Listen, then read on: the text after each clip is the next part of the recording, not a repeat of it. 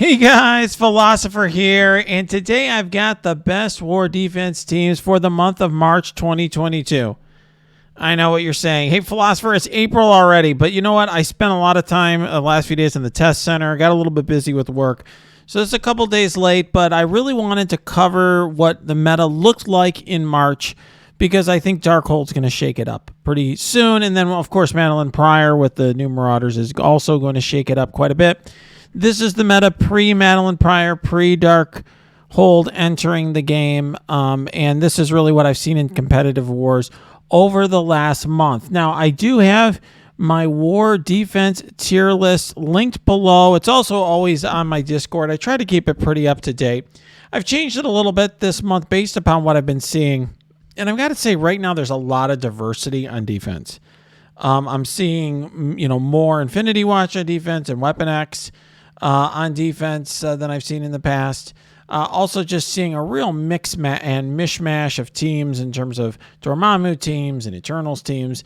I'm going to talk a lot about that. It makes it hard for me right now to put a tier list here because there's so much diversity in what I've been seeing, and I can't put every possible combination of characters on here. Now, I will just say as a starting point, this is based on what I'm seeing in Diamond Alliances where everybody's got all the teams built out. Obviously, if you don't have every character built, this is going to be very roster dependent. You're not going to be able to make a lot of these teams. But hopefully it'll give you a sense for whatever level of war you're at of teams that you could build or could be working towards. It shows you when you do make the maximum investment, how good the teams are. So I will just say the best team, board defense team, is really a combination of two teams in a way. It's Dormammu plus the Eternals. It's even better if you throw America Chavez in there. So if you put America Chavez in there, she has a passive that speeds up the characters next to her on war defense, and it doesn't matter who those characters are. In other words, they do not have to be Young Avengers members. So that's an important thing. So here's America Chavez. If you look here, on spawn fill speed more by 25% for adjacent allies.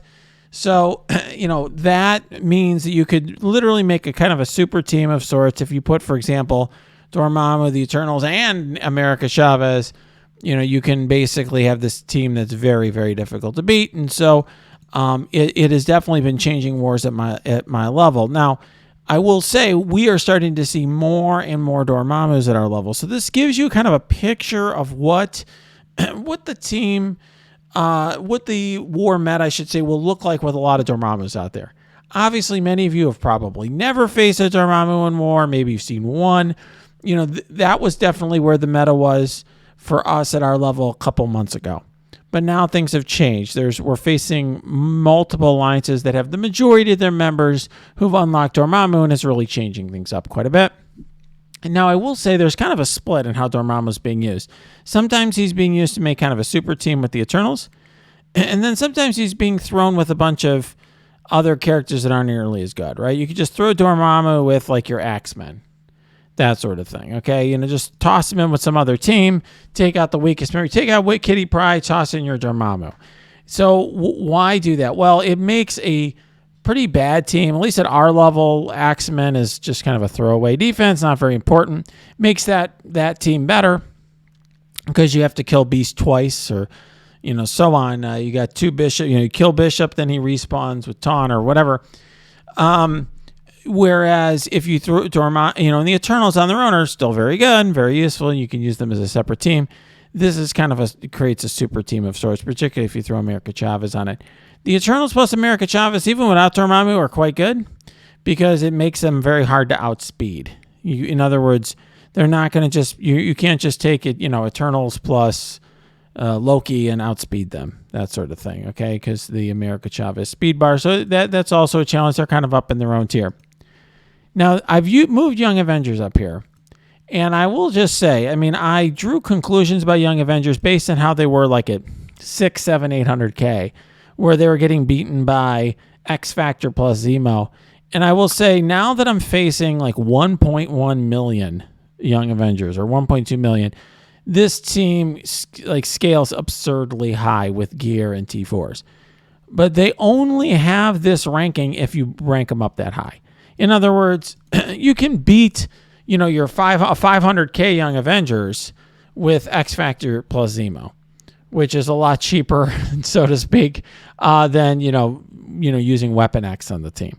But basically, if the team is huge enough, like say I'm 1 million or 1.1 million Young Avengers, they're going to only get beaten by like Weapon X or Eternals. So this tier is now on its own. I've really moved Heroes for Hire and Infinity Watch down. In terms of defenses, this tier is basically the tier that requires Weapon X or Eternals. Nothing else really works. Tier 2 defenses, other things work. So Heroes for Hire works because you can use, is further down because you can use Infinity Watch to punch down on Heroes for Hire. It mostly works. I mean, sometimes there's some RNG, but it usually works. But if it's a massive team with war buffs, sometimes not. Similarly, you can now use the Dark Hunters team against Heroes for Hire. I think Namor or Falcon usually is the best 5th character there, but that usually works pretty well. Weapon X I see mostly in Reactor because it hurts the mirror match, but that's it still don't see it much on defense, but that's a very good defense as well. Infinity Watch, seeing it increasingly on defense because you don't need it elsewhere. I think that will change once Madeline Pryor comes and people build her up. Eternals plus just like random stuff I'm putting in this tier on defense because you could just outspeed them or use Infinity Watch. If you just throw some random, mishmash of stuff out there. In other words, sometimes people throw their Eternals with Drax and, Shuri or something, and they can be pretty good, but, people will just either use their own Eternals and just slightly outspeed them, throw in a Cable or Loki or whatever, or you might use an Infinity Watch, or whatever. And so to me, this is a much less effective team than the America Chavez version, which I'm putting up a tier higher. Dormammu plus others.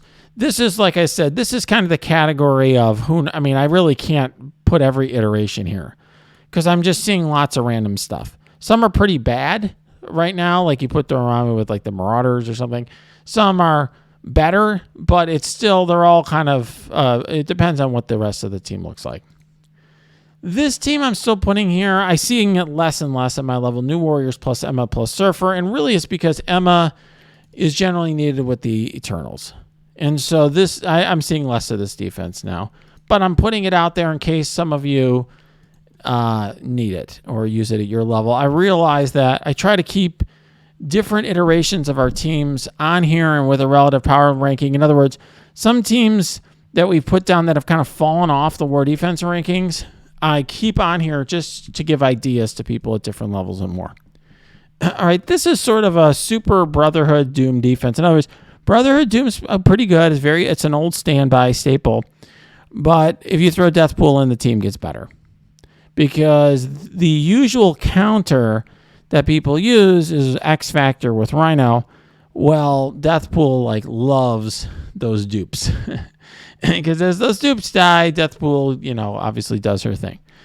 Deathpool, people also I just see use Brotherhood plus Deathpool, but with Doom this is the better version of the team. Merc, Shuri, and Doom is good. Shuri can feed ability energy to Doom. It's a team that can get beat, usually by Hydra, but it's a good team. I do see it a decent amount at my level. Merc, Surfer, and Emma similarly can be tricky.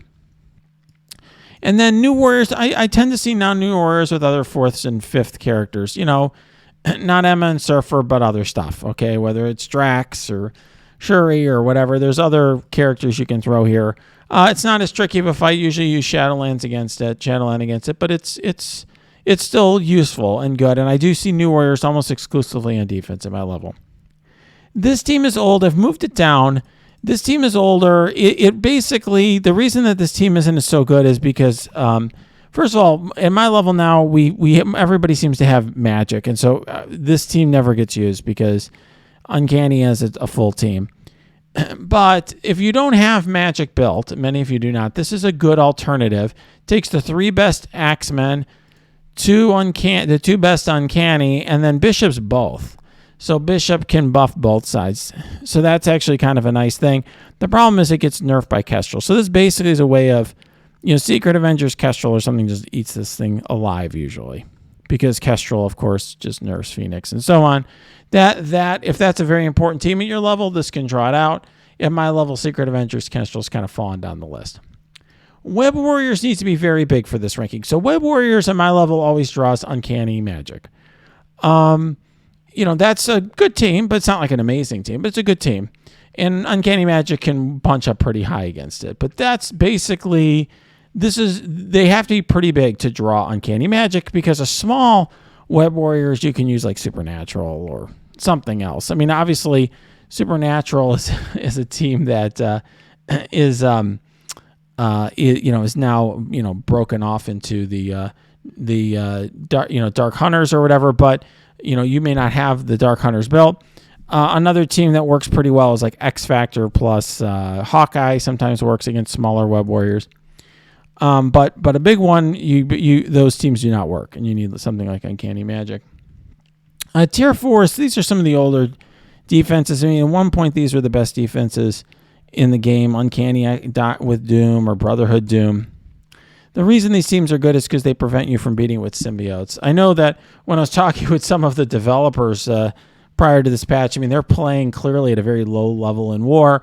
They're running against stuff like Marauders with Doom. I mean, that's pretty garbage. And it may be better now with the rework to Strife, but prior to this patch, you would just get past Strife and you could just beat it with symbiotes. Okay, you just use you would use your skirmisher on your symbiotes and just use those summons that the Doom bots for turn meter and beat it with symbiotes. These are a lot better.